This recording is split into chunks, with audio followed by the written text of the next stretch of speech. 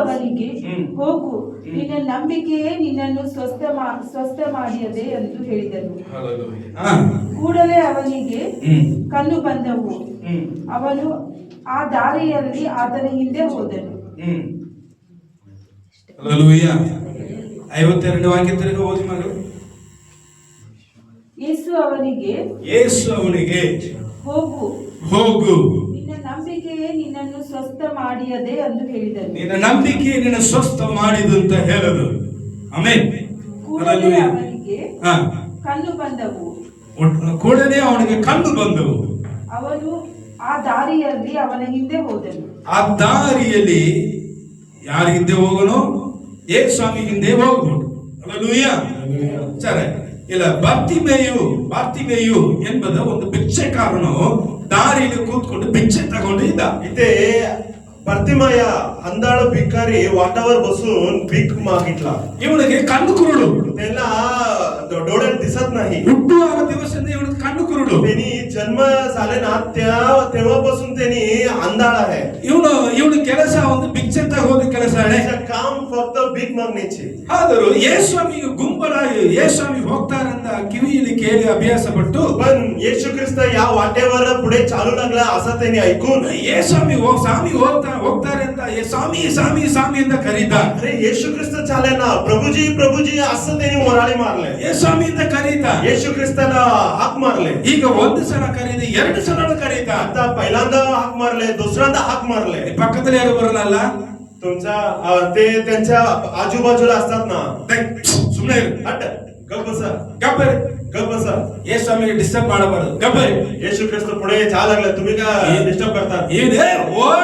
ಸ್ವಾಮಿ ಸ್ವಾಮಿ ಸ್ವಾಮಿ ಅಂತ ಕರೀತಾರೆ. पण ते अंधाळ बार्तिमाया त्यांनी गप्प राहिले नाही. अरे तू पण जा रे तुझ्या म्हणून येशू येशू असं वर्णे मारले. ಯಾಕಂದ್ರೆ ಭಿಕ್ಷೆಕಾರನ ಗುರ್ತಾಯಿತು. कारण त्या भीक मागण्याला माहिती झाला. ಆ ಸ್ವಾಮಿ ಬಿಟ್ಟು ನಮಗೆ ಬೇರೆ ಯಾರು ನಮಗೆ ಸಹಾಯ ಮಾಡುವುದು ಇಲ್ಲ. त्या प्रभूजीला सोडून मला दृष्टी द्यायला कोणाला पण हिम्मत नाही असा त्याला समजून घेतला. ಎಷ್ಟು ಜನ ತನ್ನನ್ನ ಕಂಟ್ರೋಲ್ ಮಾಡಿದ್ರು ಕೂಡ किती माणूस हे गप्प म्हटलं तर ಗಬ್ಬಸ. ಇವಾಗ ಎಲ್ಲ ನಮ್ಮನ್ನ ಗಬ್ಬಸ್ ಅಂತಾರಲ್ಲ, ಗಬ್ಬಸ್ ಮಾತಾಡಬಾರದು, ಗಬ್ಬಸ್. आज काळामध्ये म्हणतात नाही असं करू नका, गप्प बस, ಪ್ರಾರ್ಥನಾ करू नका, गप्प. ಅಲ್ಲಿ ಹೋಗ್ಬಾರ್ದು, ಇಲ್ಲಿ ಹೋಗ್ಬಾರ್ದು, ಅಲ್ಲಿ ಹೋಗ್ಬಾರ್ದು, ಇಲ್ಲಿ ಹೋಗ್ಬಾರ್ದು, ಗಪ್. ಚರ್ಚಿಗೆ ಮಾತ್ರ ಗಪ್ಪುಕೊಂಡು ಗಪ್ಪು ಹೋಗ್ಬೇಡಿ. तिथे जाऊ नका, तिथे आवाज करू नका, तिथे गप्पस असं म्हणतात. ಗಬ್ಬಸ್ ಅಂತ ಹೇಳಿ ನಮಗೆ ಗಬ್ಬಸ್ गप्पस म्हणून आम्हाला गप्पस झाला. ನೋಡಿ बघा. ಆದ್ರೆ ಇವನ್ಗೆ ನೋ ನಾನು ಏ ಸ್ವಾಮಿನ ಕರಿತೀನಿ ಅಂತ ಕೂಗೊಂಡು ಕರೀತಾರೆ. पण अरे तुम्ही काय पण म्हणा, पण माझ्या प्रभूजीला मी हाक मारतो म्हणून त्यांनी वराळी मारले. ಕರೆದು त्यांनी हाक मारू ಏ ಸ್ವಾಮಿ ನೋಡ್ದ. त्यांनी येशू ख्रिस्त बघितला. ತಿರುಗಿ ನಿಂತು ನೋಡ್ದ. हे येशू ख्रिस्त ತಾಂಬೂನ್ मागे वळून बघितला. ಏ ಸ್ವಾಮಿ ಹತ್ತಿರ ಬರುತ್ತಾರೆ. येशू ख्रिस्त जवळ आला. ಏ ಸ್ವಾಮಿ ಹತ್ತಿರ ಬರುವಾಗಲೇ येशू ख्रिस्त जवळ येताना ಅವನಿಗೆ ಇರುವಂತ ಒಂದೇ ಒಂದು ಬಟ್ಟೆ. त्यांच्याकडे असतात एक वस्त्र, ಒಂದು ಕೊಳೆ ಬಟ್ಟೆ, एक घाण वस्त्र. ಭಿಕ್ಷೆಗಾರನಿಗೆ ಎಷ್ಟು ಬಟ್ಟೆ ಇರುತ್ತದೆ? हे भीक मागण्याकडे किती कपडे असतात? ಒಂದೇ ಒಂದು ಬಟ್ಟೆ, एक वस्त्र असतात. ಅಲ್ವದಾನೆ? होय ना? ಆ ಬಟ್ಟೆನ ಕೂಡ ಭಿಕ್ಷಾ ಕೊಟ್ಟು ಬಂದ್ಬಿಟ್ಟ. ते वस्त्र पण त्यांनी काढून ठेवून आला पुढे. ಹಾಕಿದಲ್ಲ तिथे लिहिले ना, ಒಂದು ಒಂದು ಮಧುರವಾಗಿರುತ್ತದೆ. एक वचन आहे ना, ते मधुर गोड आहे. ಆ ಇದಿದ ಒಂದು ವಸ್ತ್ರವನ್ನು ಕೂಡ ಯೇಸುಸ್ವಾಮಿ ಕರೆದಾರಂತ ದುಡ್ಡು ಖರ್ಚು ಬಿಟ್ಟು ಬರ್ಬಿಟ್ಟ. अरे येशू ख्रिस्त मला बोललो ना, अरे छी या कपडे नको मला असं म्हणून त्याने टाकून पुढे केला. ಹಂಗಂದ್ರೆ म्हणजे ಯೇಸುಸ್ವಾಮಿ ಜೊತೆ ಹೋದ್ರೆ ಹೊಸ ಬಟ್ಟೆ ಸಿಗ್ತದೆ ಅಂತ ಅವನು ಗೊತ್ತಾಯ್ತು. येशू ख्रिस्त पुढे गेले ना, मला नवीन वस्त्र मिळते असं मला त्याला माहित होतं. ಬಟ್ಟೆ ಅಂದ್ರೆ ಅರ್ಥ ಏನ್ ಗೊತ್ತಾ? वस्त्र म्हणजे अर्थ काय? ಹೊಸ ಜೀವನ, एक नवीन जीवन, ಹೊಸ ಜೀವನ, एक नवीन जीवन, ರಕ್ಷಣೆಯ ಜೀವನ, एक तारणाचं जीवन, ಪರಿಶುದ್ಧ ಜೀವನ, एक पवित्र जीवन. ಅಂತ அந்த ಹಳೆಯ ಬಟ್ಟೆಯನ್ನು ಯೇಸುಸ್ವಾಮಿ ಕರೀತಾರಂತ ಅವನೇ ಹೋಗ್ಬಿಟ್ಟ. असं त्यांच्या वस्त्र टाकून अरे येशू बोलू लागले. ಈಗ येशू ख्रिस्त बघितला. ಏನಪ್ಪ ನನಗೆ ಮಾಡ್ಬೇಕು ಅಂತ येशू बोलला, अरे बाबा तुम्हाला काय पाहिजे? ಸ್ವಾಮಿ ನನಗೆ ಕಣ್ಣು ಕೊಡು ಅಂತ ಹೇಳ್ದ. येशू मला डोळे दे म्हटला. ಕಣ್ಣು ಬೇಕಾ? तुम्हाला डोळे पाहिजे काय? ನೀವು ಹೋಗು, तू जा, ನಿನ್ನ ವಿಶ್ವಾಸ ನಿನ್ನ ರಕ್ಷಿಸಿತು. तुझ्या विश्वासामुळे तुम्हाला भरोसा आला. ಯೇಸುಸ್ವಾಮಿ ಏನ್ ಹೇಳಿದ? येशू काय सांगितलं? सांगितलं? ಏನ್ ಹೇಳ್ದ? काय सांगितलं? ಹೋಗು ಅಂತ ಹೇಳಿದ. तू जा, ನೀ ಹೋಗಪ್ಪ, ನಿಮ್ ಮನೆಗೆ ಹೋಗಪ್ಪ. तू जा बाबा, तू जा. ಹೋಗ ತಕ್ಷಣ ಹೋಗಂತಾನೆ ಹೇಳಿದ್ರು. त्याने काय म्हटलं? येशू जा म्हटलं ना, ತಕ್ಷಣ ಅವನ ಕಣ್ಣು ಬಂದಿತ್ತು. लगेच त्याला डोळे दृष्टी आलं. ಕಣ್ಣು ಬಂದ ಮೇಲೆ ಏನ್ ಮಾಡಿದ? दृष्टी आल्यानंतर काय केलं त्यांनी?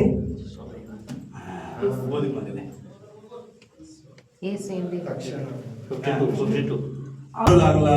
ಹಲ್ಲೆಲೂಯಾ. हालेलुया. ನೋಡಿ, ಕಣ್ಣು ಬಂದಿತ್ತು, ऐका, डोळे आला, ಹೊಸ ಜೀವನ ಬಂದಿತ್ತು. नवीन जीवन मिळेले. ಯೇಸು ಹೋಗಂತ ಹೇಳ್ಬಿಟ್ಟು आता येशू ख्रिस्त पण तू जा म्हटला, ಅವನ ಮನೆಗೆ ಹೋಗಿ ತನ್ನನ್ನು ತೋರಿಸಿಕೊಡಕ್ಕೆ ಹೋಗಿರಲಿಲ್ಲ. पण घरी जाऊन आलाय, मला दृष्टी आला असं दिसण्यासाठी त्यांनी घरी गेले नाही. ಸ್ವಂತ ಊರಿಗೆ ನನಗೆ ಕಣ್ಣು ಬಂದಿದೆ ಅಂತ ಹೇಳಕ್ ಹೋಗಿಲ್ಲ. त्यांनी स्वतः गावाकडे जाऊन मला दृष्टी मिळेल पण म्हटलं नाही. ಏನ್ ಮಾಡಿದ ಗೊತ್ತಾ? त्यांनी काय केले? ಕೊಟ್ಟ ದೇವರಿಗೆ, दिलेला देवाला, ಕಣ್ಣು ಕೊಟ್ಟ ದೇವರಿಗೆ दृष्टी दिलेल्या देवासाठी ಆ ದಾರಿಯಲ್ಲಿ हे त्यांच्या वाटामध्ये ಹಿಂಜಾರಿ ಹೋಗಿಕ್ಕೆ, ಹಿಂದೆ ಹೋಗಿಕ್ಕೆ ಮಾಡಿದ. त्यांनी मागे चालण्यासाठी त्यांनी मागे गेला. ಹಂಗಂದ್ರೆ ಏನ್ ಗೊತ್ತಾ? म्हणजे अर्थ काय? ಅವನ ಕಣ್ಣು ಕುರುಡರ ಇರುವವರೆಗೂ ಯೇಸು ಸ್ವಾಮಿ ದಾರಿ ಅವನಿಗೆ ಗೊತ್ತಿಲ್ಲ. त्यांच्या डोळे अंधळ होताना त्यापर्यंत येशू ख्रिस्ताचा मार्ग काय आहे त्याला माहित नव्हतं. ಆದ್ರೆ ಯೇಸು ಸ್ವಾಮಿ ಕಣ್ಣು ಮಾತ್ರ ಕೊಟ್ಟಿಲ್ಲ, ಆತ್ಮಿಕ ಕಣ್ಣುಗಳು ತೆರೆದು ಕೊಟ್ಬಿಟ್ಟ. आता येशू ख्रिस्त फक्त शारीरिक दृष्टी दिले नाही, आत्मिक दृष्टी पण उघडून ठेवला. ಈಗ ಆತ್ಮಿಕ ಕಣ್ಣು ತೆರೆದಲ್ಪಟ್ಟ ತಕ್ಷಣ ಅವನಿಗೆ ಮುಂದೆ ಯೇಸು ಸ್ವಾಮಿ ದಾರಿ ಗೊತ್ತಾಯಿತು. ಅದಕ್ಕೆ ದಾರಿ आता आत्मिक दृष्टी पण उघडल्यानंतर आता त्याला येशू ख्रिस्ताचा मार्ग दिसायला लागले, म्हणून त्यांनी येशू ख्रिस्ताच्या मागे चालू लागले. Hallelujah. Hallelujah. Hallelujah. Hallelujah. Hallelujah. Hallelujah. Hallelujah. Hallelujah. Hallelujah. Hallelujah. Hallelujah. Hallelujah. ಯೇಸು ಸ್ವಾಮಿ ದಾರಿ ಗೊತ್ತಾಗಿದ ಮೇಲೆ ಅವ್ರು ಹಿಂಜಾರಿ ಒಬ್ಬ ವ್ಯಕ್ತಿಗೆ ಅದು ಬಿಟ್ಟು ದೂರ ಹೋಗೋದು ಒಂದು ವ್ಯಕ್ತಿ ಇರುತ್ತಾರ? येशू ख्रिस्ताचा मार्ग एक माणूस बघितल्यानंतर ते सोडून मागे जायला एक माणूस असतात काय? ನಿಜವಾಗಿ ಹೇಳಲ್ಲ, खरोखर सांगू, 30 ವರ್ಷ 40 ವರ್ಷ ವಿಶ್ವಾಸ ಇಲ್ಲದ್ರೆ ಸರಿ, 30 वर्ष 40 वर्ष विश्वास मध्ये आहे असं म्हटलं, पण ಯೇಸು ಸ್ವಾಮಿ ದಾರಿ ಅವ್ರಿಗೆ ಗುರುತಾಗಲದ ಹೋದರೆ येशू ख्रिस्ताच्या वाट मार्ग त्यांना दिसले नाही तर ಅವ್ರ ಜೀವನದಲ್ಲಿ त्यांच्या जीवनामध्ये काही नाही. Hallelujah. ದೇವರು ಬಿಟ್ಟು ದೂರ ಹೋಗಿದಾರಂತೆ ಅಂತಾರೆ. ಅದಕ್ಕೆ ಕಾರಣ ಯಾಕೆ ಗೊತ್ತಾ? मुळे देवाच्या राज्य सोडून लांब गेले ना, त्याचे कारण काय? ಒಡಂಬಡಿಕೆ ಮಾಡಿ ನಾನು ಹಿಂದೆ ಕೈಯನ್ನ ಇಟ್ಟು ನಾನು ಹಿಂಜಾರಿ ಹೋಗ್ತೀನಿ ಅಂತ ಹೇಳೋದಕ್ಕೆ ಕಾರಣ ಯಾಕೆ ಗೊತ್ತಾ? एक नवा करार करून त्यानंतर मी सोडून मागे वळतो असं म्हणतात ना, त्याचा अर्थ काय? ಯೇಸು ಸ್ವಾಮಿ ಮೇಗಿನ ಮೇಲೆ ಕೈ ಇಟ್ಟ ಮೇಲೆ ಹಿಂದೆ ನೋಡುವವನಿಗೆ ದೇವರ ರಾಜ್ಯದಲ್ಲಿ ತಕ್ಕವನು ಅಲ್ಲ ಅಂತ ಹೇಳಿ. येशू ख्रिस्त सांगितलं, नांगराळावर कोण हात ठेवला ते सोडून मागे वळणाऱ्याला त्यांनी उपयोगी नाही. ಯಾಕೆ ಗೊತ್ತಮ್ಮ ಹಿಂಜಾರಿ ಹೋಗ್ತಾರೆ? का?